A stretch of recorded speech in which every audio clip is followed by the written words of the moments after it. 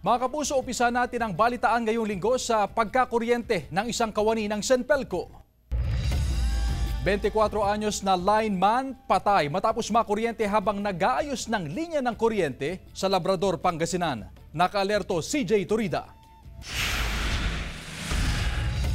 Sa cellphone video na ito nakuha ni Judian Santos Rico, makikita ang lalaking sumabit sa poste ng kuryente sa bahagi ng Barangay Dulig, Labrador, Pangasinan.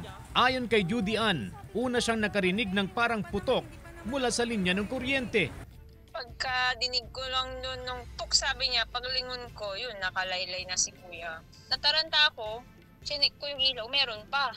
Kinilala ng pulisya ang biktima na si Ronel Alfonso Sanchez Quijano, 24 anyos, residente ng Barangay Mapulupulo, Basista, Pangasinan at lineman ng Central Pangasinan Electric Cooperative.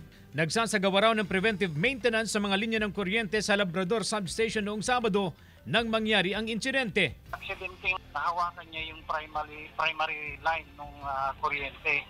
Nagtamo ng mga sugat sa katawan ng biktima na dinala sa ospital pero doon na binawian ng buhay. Bumuo na ang pamunuan ng Senpelco ng Fact-Finding Committee upang magsagawa ng investigasyon sa insidente. Kailangan kasing tuwing magsasagawa ng preventive maintenance, walang dumadaloy na kuryente sa mga aayusin na linya. Yun po yung tinitrace namin kung bakit nagkaroon ng parang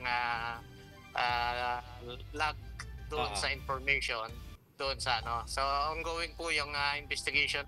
Tiniyag din ng Senpelco ang tulong sa pamilya ng biktima. Nagkausap ng GMA Regional TV sa pamamagitan ng telepono ang kapatid ng biktima kaninang umaga pero hindi muna siya nagbigay ng pahayag. Patuloy na sinisikat ng GMA Regional TV na makuhanan ng panig ang kaanak ng nasawing lineman. Kasama si Henry Duminsil, CJ Torida, One North, Central Luzon.